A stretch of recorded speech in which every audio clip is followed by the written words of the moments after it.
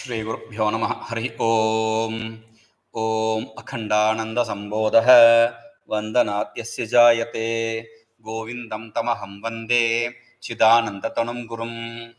So yesterday we were seeing दृश्यते तु अग्र्या बुद्ध्या सूक्ष्मया सूक्ष्मदर्शिभिः. This statement. This is a statement, Shruti statement from Kathopanishad, Kathavalli, Katashaka. So this Upanishad, in this Upanishad, it says very clearly only that person who has a sharp intellect. This is the loose translation for this word Agriya Buddhya or Sukshma Buddhi, subtle intellect. In fact, sharp intellect and subtle intellect refers to Chitta Shuddhi, the purity of heart, nothing else. So you need to have performed enough japa to understand this truth immediately. When the Guru says, now the Akhandākāravṛtti should have been generated by the listening. But since it is not happening, that is why I said, during the sannyasa itself, people are initiated into this 4 statements, the Mahavakyas. When the Mahavakyas don't give the knowledge to them, if it gives the knowledge, he can leave like that as an avadhuta. But if it doesn't give him the knowledge, he has to come back and study. Sanyasya śravaṇaṃ kuriya. That is when he has to study after taking sannyasa. Okay. So now, even after listening to it, if I don't understand, is there any possibility for me? So what is the means for this Chitta Shuddhi? These are 2 important things. First, what is the means for Chitta Shuddhi? Performing the karmas, japa, etc., as we said, is the means for Chitta Shuddhi. But if a person is not capable, we also told you how to do the japa. If a person is not capable of doing the japa, then no, there is no way. You have to, my way or no way. That is not how the Sanatana Dharma, how the Vedanta works. Vedanta gives them, takes everyone forward from their state to the ultimate goal, because Anubhavavasana Brahma Vidya. The Brahma Vidya ends with experiencing the self. There is no other choice for you. It will lead you there. But before that, if I don't have the prerequisite, the Chitta Shuddhi, required Chitta Shuddhi, then if I don't understand that, then I have to do japa. No, Swamiji, no, Guruji, I don't have that patience or that focus to do japa. That also needs enough focus. If I don't need, then what will happen? Then we lower down the state for him, the sadhana for him. We will say, do the Sahasranama, etc. Or any stotra. I'm just giving an example, Sahasranama. Any stotra, shloka, stotra, etc. Do that. Even that is difficult for me. Okay, do bhajan. Bhajan means singing the greatness of the God. Sing. Singing is also difficult for me. Okay, good. You can be in the chorus. Like many people who don't know Dakshinamurti Stotra, they will say, Shri Dakshinamurte Namaha, they will end it. Or when they don't know the Guru Paduka Stotra, Gurave, something like that. Or this Guru Paduka Bhyam Namaha, like that. Or if they don't know Totakashtaka, they will say Bhava Shankara Deshika Me Sharanam. They will finish it. Like that is also a thing. You have to wait. Oh, I have to sing Bhava Dan Shankara Deshika Me Sharanam. That is also good. No, I cannot even do that. Then service to the Guru is the means. That will also give Chitta Shuddhi. I cannot do even that. Then you are not capable of anything, whether in this world or the spiritual world. If you can't do anything, even a simple service, physical service, then how can you be eligible for anything in the world? To gain anything in the world, you need to work, right? If you don't want to that, if you are lazy doing that, then there is no possibility, there is no scope for you are anadhikari. That's all. Okay. So drishyate tu agriyavati. One has to gain that focus. Now, If you have focus and you listen to it, you will gain. If you don't have focus, to gain focus, we need to do things. Now, if you understand, there is another idea, story. I call it story. Another story people present that after the knowledge, the pratibandhas which will prevent you from. First, understand there is no pratibandha possible. One, if you understand the truth, you have understood the truth. Once you have come out of the sleep, there is no waking state. There is no dream state, let us say. There is no dream state or deep sleep. You have woken up, right? So, similarly, once you have woken up to the truth, how can there be illusion there? If there is illusion, then you are lazy. Why? Because even after coming out of the sleep, you are like, you don't want to open your eyes. So, that kind of laziness is not what. That is why we call sūkṣmatvamāyāti. Like, I was invited to one ashram in Vrindavan. When I was in Vrindavan, I was invited to this ashram. They are a bunch of sadhus, good-hearted, kind-hearted people. They are all based on devotion they are. So, and they have invited me and they asked me to give a satsang, to give a small lecture. Now, if I open my mouth, it will be Vedanta, and that is useless for them. And if I am going to condemn them, then there is no point in me going there. So I took a middle path. I said, see, that is the truth also. So see, if I say something other than Vedanta, then I am not talking about the truth. So Vedanta is the truth. But before that, you have to understand one thing. In class also, we keep repeating japa, japa, japa, japa, japa always, right? So before that, you have to understand one thing. There are two possibilities. Either you cry before the knowledge or cry after the knowledge. If you cry before the knowledge, do the japa, devotion, etc., then once you are taught, there is no delay between the learning and understanding. You understand it immediately. After the knowledge means paroksha jnana. After the paroksha jnana, after the immediate knowledge, you still don't have the aparoksha jnana, immediate knowledge, then you have to worry about, oh, I understand, but I don't understand. Then that is the cry you will have to face. So either cry before or after. You have to. There is no other choice. So I said, do the sadhana very focused. If you are going to do the sadhana very focused, it will lead you to the shravana. There is no choice for that. Shravana itself is a good sadhana. Other than doing the other sadhana, shravana itself, if you are going to repeat the shravana itself, that itself is a good sadhana. Better sadhana than any sadhana, because you have to understand. See, japa, if you are going to do japa, then japa, some people do japa for chitta shuddhi, some people, but many people, they do for name and fame to achieve things in the world. They use japa.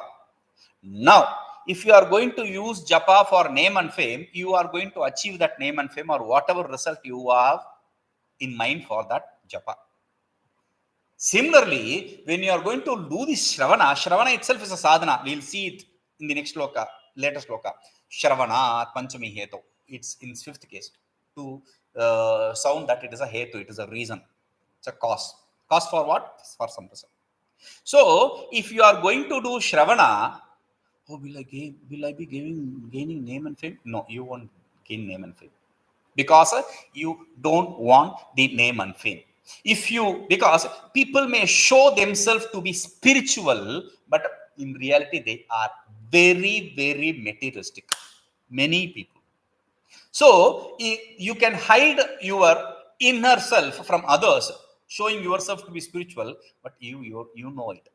So the sadhanas which you do will bring you that name and fame. It will lead you away from the chitta shuddhi and the truth. So by that you can understand. That is why, oh, so many sadhus have studied the shastras. He has studied, but see what he is. That is not because of the Shastra. The problem is not with the Shastra. The problem is that person, That person desired for this results. That is what he is gaining. Okay. So now, prajñāmāndyaṃ. What is the means for me? For that he says, prajñāmāndyaṃ bhavedyeṣāṃ teṣāṃ na śrutimātrataḥ syādakhaṇḍākāravṛttirvinā mananādinā. prajñāmāndyaṃ bhavedyeṣāṃ teṣāṃ na śrutimātrataḥ syādakhaṇḍākāravṛttirvinā mananādinā. Yeṣāṃ prajñāmāndyaṃ syāt bhavet. To whom prajñāmāndyaṃ. Prajñā means knowledge, intellect. Māndyam means mandata, dull. Those people who have manda buddhi, dull intellect. For people who have dull intellect, meaning we are not talking about the intelligence, we are talking about the focus, we are talking about the chitta shuddhi. Okay, for people who don't have a very bright chitta shuddhi, they have a very light chitta shuddhi, purity of heart. For them, teṣāṃ, for them. mananādinā śrutimātrataḥ syāt. Without performing the manana, etc., just by shruti, just by hearing, one will not gain the akhandākāravṛtti. Shruti means śravana, listening. First, shruti means something which has to do with the shrotrendriya, ears.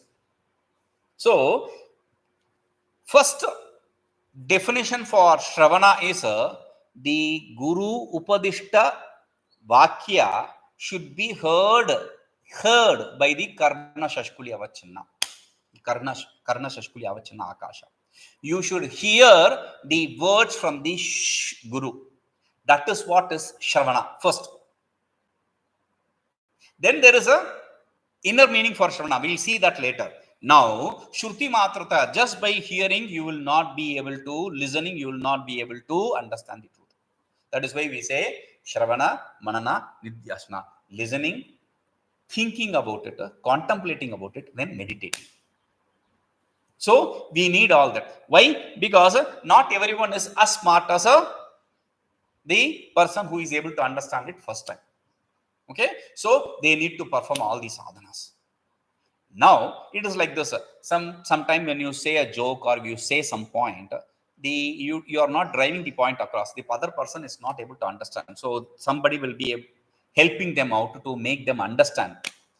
So sometimes after they are making them to understand, they will understand. But still, sometimes that also fails. So okay, leave it. You will understand. They will be thinking, how will I understand? He said that. He said, she said this said that. That eureka moment. That is what we are talking about. Manana, etc. Okay, so akhandākāravṛtti nyāsyāt. Without performing the manana, etc., there can be no akhandākāravṛtti. What is manana, etc.? First you said shravana, now you say manana, etc. So he says śravanāt, mananāt. For fifth case, this is śravanāt, mananāt, dhyānāt. All fifth case. Fifth case means a reason. Panchami heto. In Sanskrit we say panchami heto. Hetu means reasoning. Okay, śravanāt, mananāddhyānāt. tātparyena nirantaram buddheḥ sūkṣmatvamāyāti tato vastūpalabhyate. Śravanāt, mananāt, dhyānāt.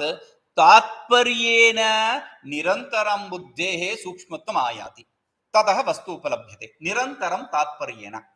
Nirantaram, always.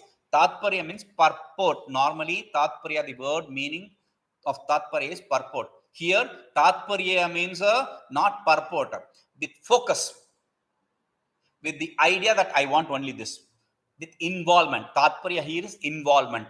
Okay, not purport, involvement. This is what is said in Yoga Sutra. Sato dirghakala nirantarya satkara sevito dabhavi. Dirghakala nirantarya, two words. Dirghakala for a long time, continuously nirantarya. Here he says nirantaram, continuously. Dirghakalam, for a long time. Tātparyena, with full focus. Now, long time means not long period of time. Whatever time you are performing that, you should be focused on that. You have to be involved in that. That is what. Because we said a person who has renunciated, he has all the qualifications to understand it quick. For a person who has not renunciated, who has not taken up to renunciation, giving up things, then it is very difficult. For a person who is in grastha ashrama, it is difficult. Then, can I not understand? No. You can understand. How? Because, see, we saw Shaunako Vai Mahayajñashala. Shaunaka was a performer of yajñas, big yajñas. But he understood it. Nastya kritakritena nirvedamāyati. He gained vairagya. He gave up everything and went to the Guru. Sagurumeva bhagachet. He went to the Guru. We saw that. So, with reference to Shaunaka, that may be true. But there are instances like Janaka. Janaka, karmanaiva samsiddhim asta janakadayaha. In Bhagavad Gita, Bhagavan says, through karmas themselves, Janaka, etc., they have understood the truth. Janaka means Janaki's father. Janaka's daughter is Janaki. Janaki means Sita. We are not talking about that Janaka and Janaki, Sita. We are talking about Janaka. Janaka is a common name for a king. Like we call a king, we say Janaka. Janaka is the word for king. And some kings are named Janaka themselves. Okay. Now, Janaka, some king, he was able to gain this establishment through karma itself. How? Phalakanksha phala asakti rahita. Without attachment to the results. This is what people say. Perform the karmas. Don't be attached to the results. People don't even understand. It is impossible. Even after they say, you don't understand, it is impossible.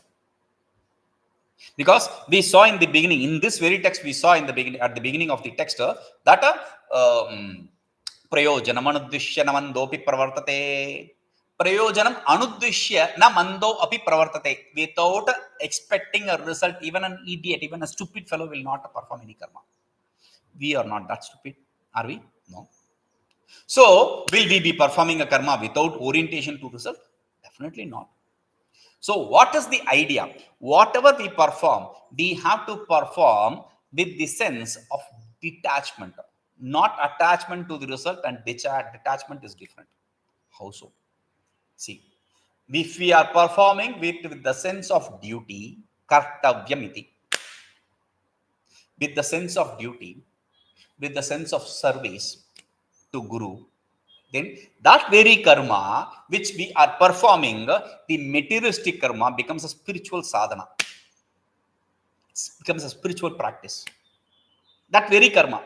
So, with a sense of duty and with a sense of Ishvara arpana buddhya or Guru arpana buddhya, with a sense of duty, a service to Guru or Ishvara. When you do that, then that karma, that very karma becomes a spiritual practice. There is no obstacle. These ideas of grastha, etc., should not be an obstacle. The people bring it as an obstacle. That should never be brought as an obstacle. That becomes a part of sadhana. That is your lifestyle. How can you change it? You are 6 feet means you are 6 feet. You cannot change it. So, that is why he says, nirantaram tātparyaniścayaṃ, with involvement and continuously. Whatever, for a long time, whatever period you do, then we do it with involvement. What? śravaṇānmananāddhyānāt. Through the śravana, through the manana, through the dhyana. śravaṇaṃ is what is said as śravaṇaṃ. That is why listening, contemplating, meditation, I say. Meditating. Nididhyasana, dhyana, they are same, meditation. Okay, so listening, contemplating, and meditating. Through that, buddheḥ sūkṣmatvamāyāti. The buddhi, the intellect becomes subtle, meaning it becomes focused. That is why he said, even shravana is good enough to bring in the focus. Listening to the Vedanta again and again. But it's a good sadhana. That's the better sadhana. Better than the other sadhanas. But for that, you should not give up the japa. That I am not prescribing that. You have to do japa. Keep continuing doing japa. You do more shravana. Repeating, like the Brahmakita Nyaya, I said that. Like the wasp repeatedly instilling the fear in that bug, it makes that bug, that worm, into a wasp. So similarly, repeatedly, if you are going to be bombarded with the Vedantic teaching, then you will be turning into, not wasp, you will be turning into the person who you are in reality, right? So, buddheḥ sūkṣmatvamāyāti. That is why sadhana is, this is also a sadhana. That is why it can give you name and fame also. Okay? Sūkṣmatvam. But you are not interested, then it brings you sūkṣmatvam, the subtlety, the chitta shuddhi. Tataḥ. So what will I do with chitta shuddhi? If it doesn't bring you to Vedanta, then the chitta shuddhi is not useful even to clean your tongue. That is what I say. If you are not brought to Vedanta, then your sadhana is useless. Whatever sadhana you did is useless. So, tataḥ vastūpalabhyate. If you gain that chitta shuddhi, you understand if you perform the śravaṇa, etc., then vastūpalabhyate. Thereafter, you gain the truth. So he says, mandaprajñāvatāṃ tasmātkaraṇīyaṃ punaḥ śravaṇaṃ mananaṃ dhyānaṃ samyagvastūpalabdhaye. Mandaprajñāvatāṃ tasmātkaraṇīyaṃ punaḥ śravaṇaṃ mananaṃ dhyānaṃ samyagvastūpalabdhaye. Tasmāt, therefore, mandaprajñāvatāṃ. Earlier he said prajñāmāndyaṃ. Now he is changing it mandaprajñā. This is the apt word, mandaprajñā, dull intellect, direct, intellectually dull. That is a prajñāmāndyaṃ. Mandaprajñā is direct. So no doubts about what we are intending to say. So he says, tasma, therefore, for people who have dull intellect, samyagvastūpalabdhaye, to gain the truth nicely, samyagvastu, or samyagvastu, the right truth, to gain that, because there are different kinds of objects, truths. We are not talking about those truths. We are not talking about the transient truth. We are talking about the absolute truth. So samyagvastu means absolute truth. Samyagvastu means nicely gaining the truth. Okay, upalabdhaye. Śravaṇaṃ mananaṃ dhyānaṃ karaniyaṃ. One should have to perform śravaṇā mananā dhyāna. Listening, contemplating, and meditating. This listening, reflecting, and meditating. Instead of contemplating, I say meditating. Listening, reflecting, and meditating. Not contemplating, I say meditating. Okay. Now, here, śravaṇaṃ mananaṃ dhyānaṃ samyak karaniyam. Śravaṇaṃ mananaṃ dhyānaṃ should be done. Karaniyam should be done. How long? I've been doing it for so long. That is a stupid question. Why? Because if you are given medicine, how long should I take the medicine? Until your disease is cured. Even for some disease, you don't have to take medicine like the antibiotics. You take for 3 days and stop, they say. So, simple example is how long should I eat food? Until your hunger is removed. Until your stomach is full, you have to eat. So, when your stomach is full, so you can stop then. So, similarly, when you have understood the truth, you can stop then. Until then, punaḥ karanīyaṃ, you have to do it again and again. This is listening, reflecting, and contemplating, right? Meditating. So, what is śravaṇa? So, he is bringing the definition for śravaṇa. sarvavedāntavākyānāṃ śrabhirliṅgaiḥ sadadvaye pare brahmaṇi tātparyaniścayaṃ śravaṇaṃ viduḥ sarvavedāntavākyānāṃ śrabhirliṅgaiḥ sadadvaye pare brahmaṇi tātparyaniścayaṃ śravaṇaṃ viduḥ. śrabhirliṅgaiḥ, through the 6 pointers. Linga, līnam artham gamayati iti linga, that which points out to the subtle thing. That is linga. Shiva linga, we call it. It is a pointer to Shiva. Shiva is formless. To point out to that Shiva, we use Shiva linga, right? Now here, śrabhirliṅgaiḥ, through the 6 pointers. We'll see what those pointers are later. Now, through the 6 pointers, it is not just hearing the words. Like you hear the story. It is not just that. Sarvavedāntānaṃ, say the Vedanta Vakyānam, all the Vedantic statements, sadadvaye, sad existence, non-dual existence, okay, then pare brahmaṇi, that which is absolute self. In the absolute self, in that which is existent, that which is existence itself, non-dual existence, In that, tātparyaniścayaṃ, the purport, here tātparya means purport. The purport, deciding, understanding the purport is that. Determining the purport is this. The purport of all the Vedantic statement is to establish the non-dual self, non-dual existence, and the absolute self. That is what is a śravaṇaṃ viduḥ, is understood to be śravana. When you say listening, it is not just hearing the words. It is to understand, determine the Vedantic statements are establishing the absolute truth. Okay. Now, how do you do that? Śaḍbhirliṅgaiḥ, through the 6 pointers. What are the 6 pointers? There's a shloka we normally recite. Abhyasa, upakrama upasamharo, abhyasa apurvata phalam, arthavada upapatti, lingaih tātparyanirnaye. Upakrama upasamharo, they are 2 but 1 pointer, okay? 2 which is 1 pointer, we'll understand that. Abhyasa, second pointer. Apurvata, third. Phalam, fourth. Arthavada, fifth. Then upapatti, 6. These are the 6 pointers to understand, to determine the meaning of the statement. Is referring to this. What is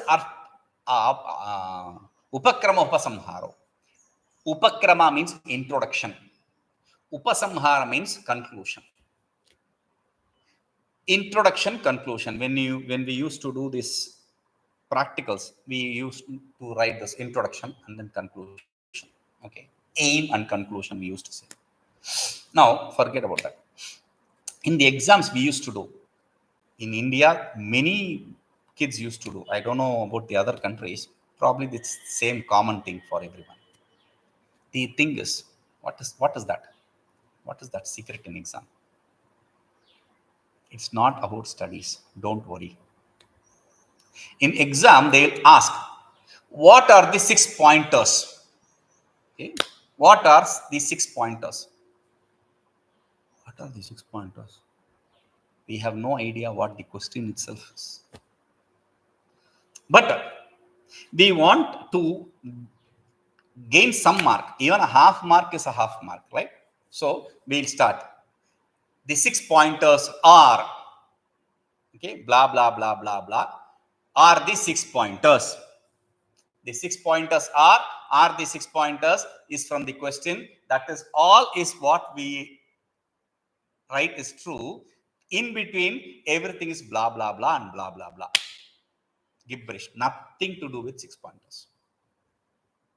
If your handwriting is good, the person who is correcting will see, oh, he has written so many marks, even without reading. Because he has to correct so many papers. Right? So, that's a cheating. So, upakrama upasamhara. Because what people conclude is, when you write the introduction and the conclusion, the in-between also is with reference to that introduction and conclusion. Therefore, you pass. You gain that mark. Right? So, introduction and conclusion are 1 pointer. Okay. Now, there is this thing in common. We call it pada ekavakyata. Ekavakyata means synchronizing statement. There are 2 kinds of synchronizing statement. One is pada ekavakyata, other is vakya ekavakyata. If the introduction and conclusion refer to one pada, one word, the conclusion is one word, then it is pada ekavakyata. If it is the conclusion of introduction and they synchronize to give one statement, then it is called as vakya ekavakyata. We are not worried about ekavakyata, synchronizing statement with respect to statement. We are interested in synchronizing statement ekavakya with reference to pada ekavakya. What is that? The introduction and conclusion is with reference to the Brahman, is concerning the Brahman. Therefore, we understand there is pada ekavakya. There is a synchronization between the introduction and conclusion. Right?